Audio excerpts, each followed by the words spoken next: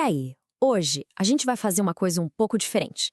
Vamos embarcar numa viagem, só que não para um lugar, e sim para um tempo. A nossa máquina do tempo está programada para levar a gente direto para o Rio de Janeiro de 1920. Uma cidade, como a gente vai ver, que pulsava com uma vida que hoje, hoje só existe na memória. Então se prepara, porque a gente vai conhecer uma cidade que o tempo praticamente apagou. Uma paisagem que sobrevive só em fotos amareladas e em algumas memórias distantes. Essa é uma viagem para um rio que, de muitas formas, simplesmente não existe mais. A nossa jornada começa, claro, com a brisa do mar lá na orla de Copacabana. Mas, pode esquecer os prédios e arranha-céus que a gente conhece hoje.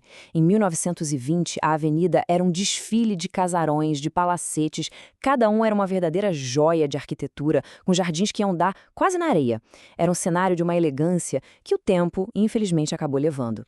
E não vamos pensar que era uma vilazinha pacata à beira-mar, não. Nada disso. Em 1920, o Rio já era uma metrópole super vibrante. A cidade tinha, olha só, mais de 1.200.000 pessoas. Era, sem dúvida nenhuma, o coração pulsante do Brasil. E só para a gente ter uma ideia do que esse número significava, São Paulo, na mesma época, tinha menos da metade da população. Não chegava nem a 600 mil habitantes. O Rio era a grande capital, o centro de tudo, do poder, da cultura, da vida social. A diferença era gritante. Essa imagem aqui mostra uma coisa surpreendente sobre a cidade. Hoje, o Leblon tem um dos metros quadrados mais caros do planeta, né? Mas em 1920, era uma área mas tão desvalorizada, que rolava uma piada, quase inacreditável, a de que dava para trocar 10 terrenos por um par de chinelos. É um jeito quase poético de lembrar como o valor das coisas e a paisagem podem mudar, né?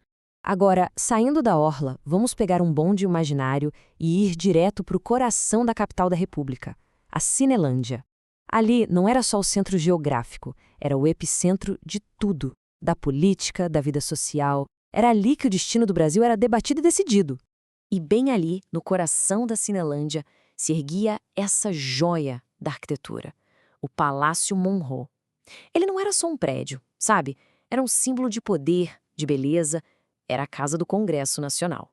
Olhando para essa foto, para essa imponência toda, uma pergunta fica no ar, né? Um prédio tão grandioso, tão importante para a história do país, onde é que ele foi parar? Pois é. A resposta é chocante para muita gente. O Palácio Monroe foi demolido, simplesmente colocado no chão. Em 1976, decidiram que a arquitetura dele estava fora de moda e que, veja só, ele atrapalhava o trânsito. Um pedaço gigantesco da nossa história apagado em nome de uma modernidade bem questionável.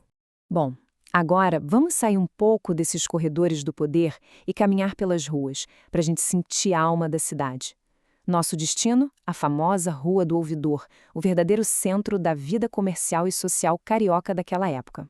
A Rua do Ouvidor era a passarela a céu aberto da cidade, e a moda ali tinha um rei absoluto, o chapéu Panamá. Leve e elegante, se a gente olhar ao redor nessa nossa viagem, vai ver, praticamente todo homem usava um.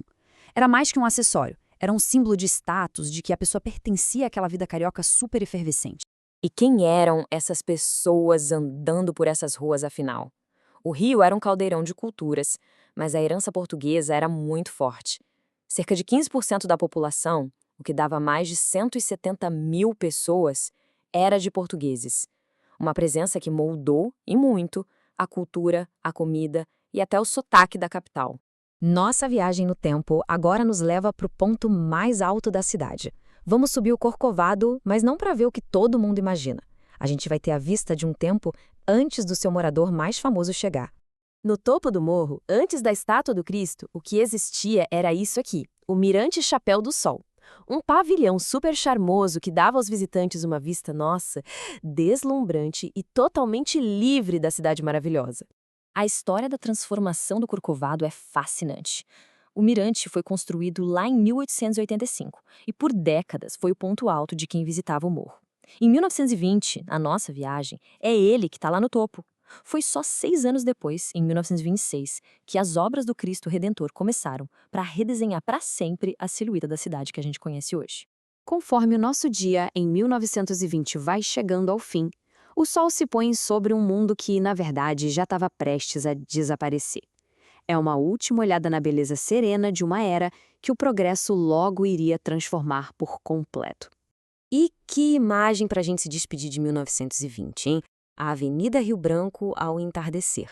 As luzes elétricas começando a piscar, disputando a atenção com as últimas cores do céu. É um momento de calma, uma pintura viva de uma cidade que era ao mesmo tempo grandiosa e delicada, capturada num instante, um pouco antes de adormecer. E é assim que a nossa viagem termina.